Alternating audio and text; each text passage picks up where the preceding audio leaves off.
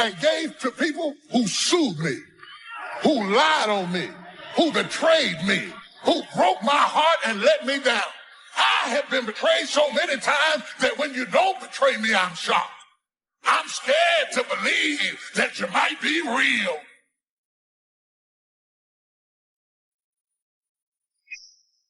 If you got somebody that's dragging, that's going down in a downward spiral, and you decide that you're just going to pour everything into them, well, then you're going to go down that downward spiral as well. And now you're not going to be able to help them.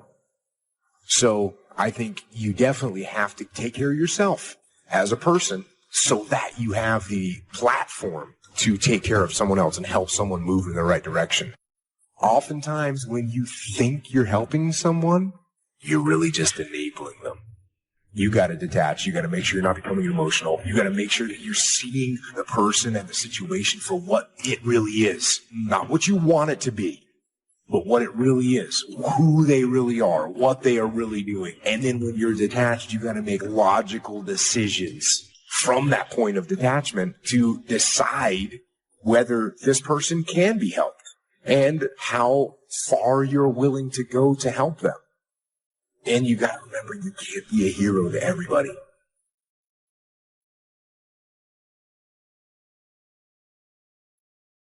We've all been used. We've all been taken advantage of. It doesn't feel good. And when you get used and taken advantage of or manipulated, it makes you stop, think, and start looking at everybody the same way. It makes you question any and everything and everybody because you were used, manipulated, and taken advantage of. You're doing everything and operating and coming from your heart. But unfortunately, other people have malicious, evil, and vindictive intentions towards you. And all you have to do is forgive those, but more importantly, learn from it. Experience is your highest truth. And I don't want you to ignore the truth. I don't want you to disown the experience. There was an open hand from your heart to help somebody get on their feet. And once you took their hand, they took that same hand that you helped them get up with, turned it into a fist, and tried to figure out a way to knock you out.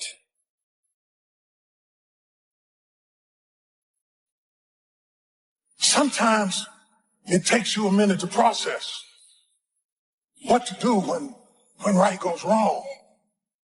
You're not ready for a new relationship because you can't figure out what happened in the old relationship because you said, I gave my very best and it went wrong. And so I have lost confidence in my best.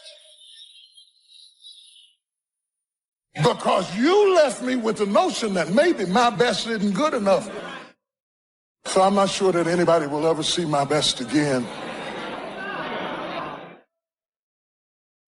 Because I did it from my heart. I did it from my heart. And now I know what young people do not know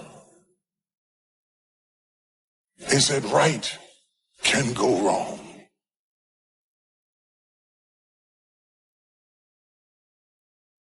People who are not your children, you are under no obligation to help people. You're not responsible for another adult's happiness, well-being, or welfare. You're not responsible for that. Nor should you make yourself responsible for another person. Take that pressure off you. First of all, if they didn't have your number, what would they do? I always say that. You're her friend. She's not your friend. You have a one-sided friendship. So what you got to do is you got to even it out. Just when the phone rang, you know not to answer because she wants something. So don't answer. Here's the best thing to do. Stop using your voicemail on your phone because I'm going to teach you something. And do you notice that 95% of all your voicemails are a request? Let your voicemail fill up and don't ever empty. Don't you become the 911 in everybody's life. Just stop. Release yourself from the pressure. Now, her number, I would just block her number. I just learned how to block numbers this past Christmas. Oh, my God. Did you all know that? It's the greatest. Oh, my God. Oh. That's what I gave myself for Christmas. My life's so good right now. Some of y'all right now are in relationships and friendships that you are clearly being used and taken advantage of. They're either going to come after your man when you let them live with you, come after your wife. They're jealous of who you are and all the things you have, and yet they're using you for these various things. Pay attention to people and who they really are. Don't manipulate your mind to thinking, you know what, maybe I'm just being a negative person. There's this thing called instincts, intuition, and discernment. Pay attention to them. Don't disown them, because you will end up in pain in the end if you don't move on the discernment, the instincts, and the intuition about people, things, and situations.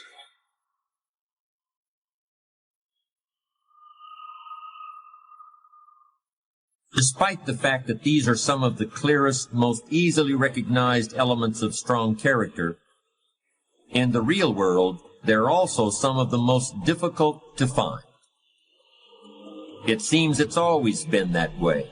In ancient Greece, the philosopher Demosthenes went searching for an honest man, and he never found one. I've been fortunate. I think I've known a great many honest people. But if I measured that number up against all the less than ethical people I've encountered, I guess I'd have to admit that even in my experience, honesty and integrity are rather rare. Why is that? I hope to provide some answers. I want to start talking about honesty by looking at the exact opposite of honest behavior. There was a time when telling a lie was very serious business. I'm speaking now of the days before lawsuits and legally enforceable contracts. In those days, lying was a very serious matter. It was also very serious if you accused someone of lying.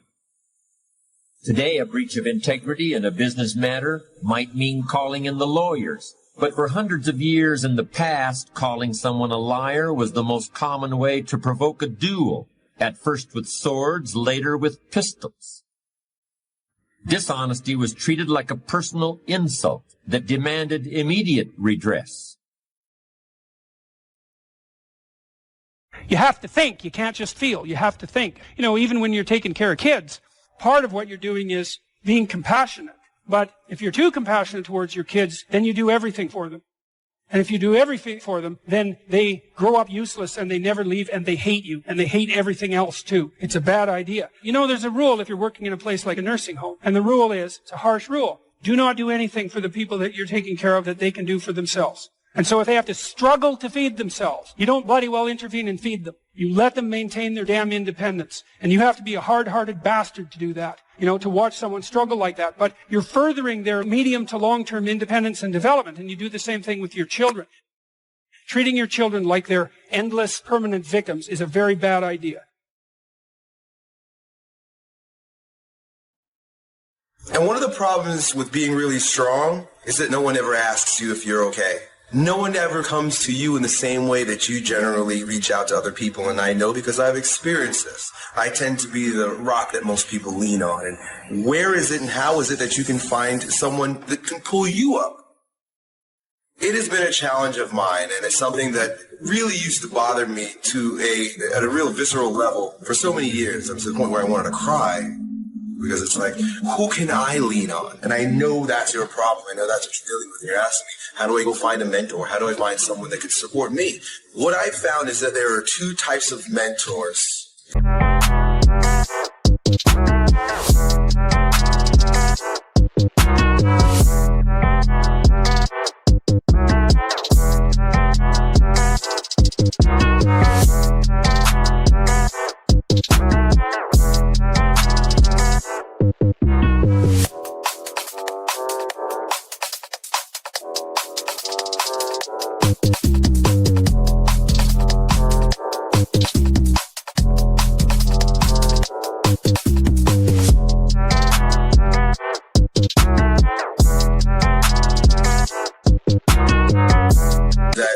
Most valuable in my journey to becoming a stronger version of myself.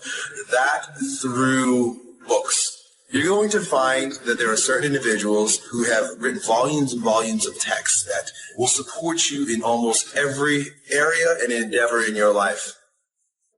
But you also need someone who's there with you, who's talking to you, who you can touch and see, who's going to support you. And it's not easy to find that type of person. In fact, those that are that are more able to help you than others in that regard are really busy. Their time is spoken for on so many different levels. When I say I have mentors and I go see mentors, it's not that I was so lucky that some older man took me under his wing, but to get the undivided attention of someone who you know has that magnetic strength that we mentioned earlier that you have.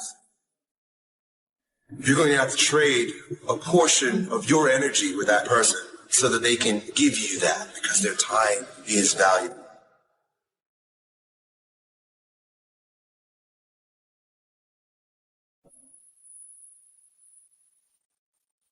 Because you've been through some stuff, and you can help them, give them advice, give them insight over things that they may be struggling with.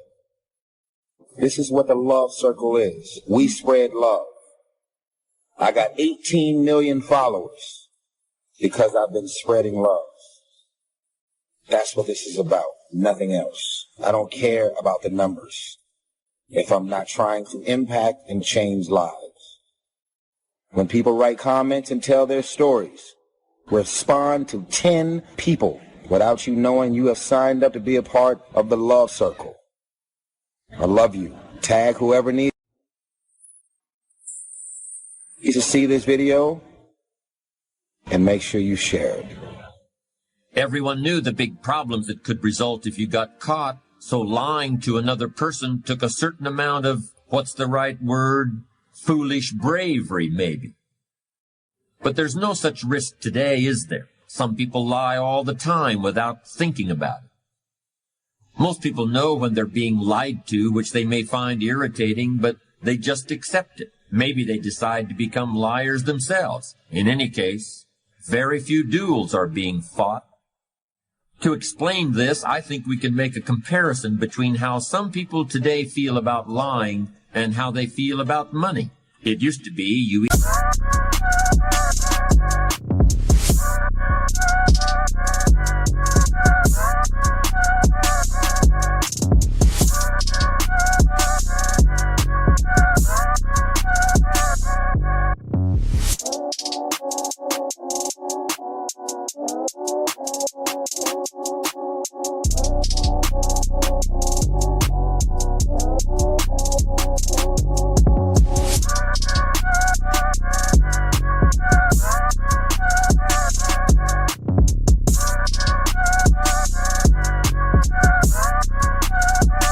either had money or you didn't. When you bought something and the bill came, you had to pay it or there was an immediate problem. There were only two alternatives. You took care of your debts or you were a thief. Some people would literally take their own lives if they couldn't honor their debts. I'm sure we agree that's not exactly true any longer. Many people don't feel the same kind of personal responsibility about paying debts promptly. And today, of course, we can put off paying for our purchases as long as we can make the minimum payment on our credit card. That pain that comes with having to shell out hard cash for something, the pain of maybe having to give something up in order to have this thing, we can avoid that pain. We can put it off indefinitely as plastic debt. Of course, there's going to be a high rate of interest on that debt, and the balance due can quickly mount up, but most people don't even think about that. The price they're willing to pay in order to have exactly what they want right now. There are many situations where it's painful to tell the truth. It's painful in just the same way that paying a big fat bill is painful. In fact, we even use the same words to talk about paying debts and telling the truth. We may talk about somebody's word being like money in the bank. We talk about being held accountable, about having to account for yourself, about being called to account. If you've done something that you're really not proud of and you're called to account for it, well, what does that feel like? How do you handle it?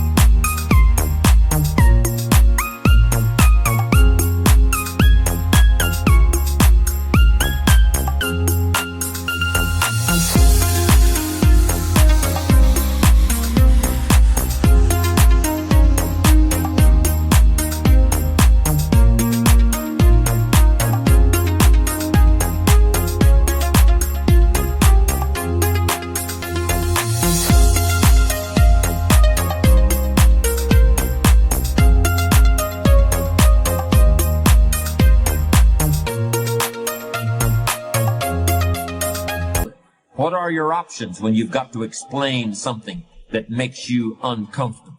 Well, it's a bit like that moment of decision when the credit card bill comes every month.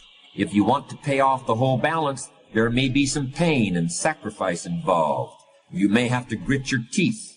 You know that your life will be simpler in the long run, but it's going to hurt a little right now to pay off the new golf clubs or the new computer, or how about the 60-foot yacht? I don't actually know if you can put a yacht on a credit card, but I've certainly known people who would if they could. Gritting your teeth and paying in full can hurt. So quite often it seems easier to pay the minimum and delay the pain until next month. It's easier to float the truth of your finances off into a little imaginary plastic flying carpet and sail it into the mailbox. Of course, it's not really a flying carpet. It's more like a boomerang that's going to come around and hit you in the back of the head someday. But as Scarlett O'Hara once said, I guess I'll think about that tomorrow. For the time being, it's gone with the wind. Let me give you some good advice about avoiding a bankrupt character. Pay your ethical debts. Keep your integrity in the black. Face ugly realities with the truth as soon as they appear. When you feel that temptation to hedge, resist it immediately. Don't treat it casually. Treat it like a grease fire in the kitchen that you've got to put out before it burns your house down or fills the whole place up with so much smoke that you can't see where you're going anymore. Because that's exactly what will happen when your ethical capital runs out. You just won't be able to see where you're going anymore. Here's another way that being untruthful is like buying on credit. They're both addictive. At first, they both go down so easy, and they leave you wanting more. Any addictive behavior offers a simple, short-term escape from a problem. But that escape becomes more and more complicated as time goes on. Lying can get extremely complicated. You've really got to have an outstanding memory to be a good liar, because you're always having to create more lies that are consistent with the one you told in the first place. I'm sure we have at some time been caught up in a dilemma like that. Shakespeare had it right all along. What a tangled web we weave when at first we practice to deceive. Maybe you think I'm being...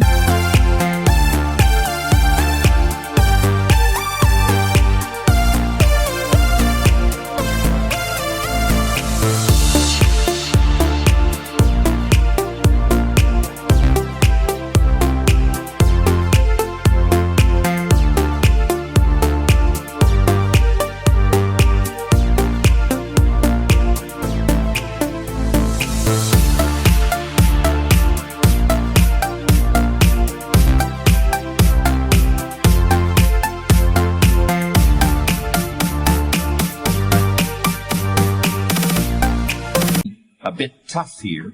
Am I really saying that in every instance you've got to tell the truth, the whole truth, and nothing but the truth? So if somebody asks me, how are you today? I'm supposed to say, well, I got to be honest with you, I have a sore finger. Last night I had a headache, and I've got to admit that my foot hurts a little. No, that's not what I mean. In fact, I think there are many times when some flexibility with the whole truth and nothing but the truth is called for, and I'll be discussing those later. Outright lying, however, planned lying, lying with an ulterior motive, lying for personal gain, that kind of lying is definitely something to be avoided. But untruthfulness is so tempting today, and I want to spend a little more time on it. I want to make a clear distinction between what I call foolish lying or silly lying or stupid lying and lying that is downright evil and poisonous to the character.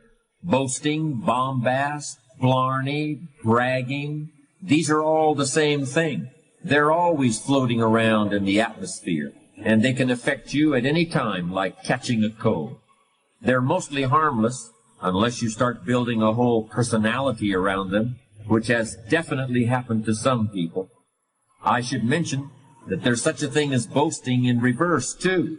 People who flaunt their frugality, people who poor-mouth, people who are oppressively ostentatious in their lack of ostentation.